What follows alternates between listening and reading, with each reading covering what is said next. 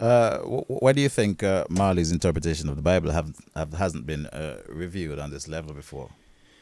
Well, one of the things that occurs to me is that, you know, you just mentioned the word Bible, and people don't really think of the Bible as going well with rock and roll and the rebel attitude, you know. I mean, when Marley hit the cover of Rolling Stone in 1976, you know, he was a rock star then at that time. You know, he went from reggae to rock, and an internationally known rock star at that. So, what does the Bible have to do with the life of the Rasta rebel rocker? Well, it has everything to do. You know, the Bible is something that is not separated from the world of the rebel. In fact, Marley relies on inspiration from rebels that came before him that also turned to Scripture. People like Paul Bogle, the revolutionary in Jamaica, who was a Baptist deacon.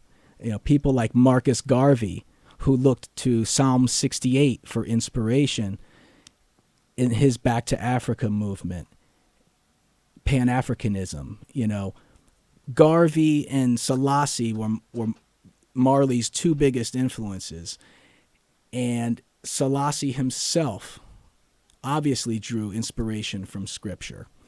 When you look at that fact, the Bible is not separated from the world of the rebel or of the rocker, and people have to kind of erase that misconception that over the course of history, people have turned to Scripture. St. Paul himself turned to Isaiah when he was facing, issues with, Roman imperialism. When he said, when they think it's peace and safety, a sudden destruction.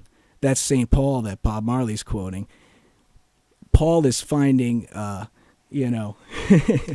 he's facing some tough times with the Romans of the first century, and Marley is facing tough times with the Romans of the 20th century. Babylon, he named it by name in one song, the CIA.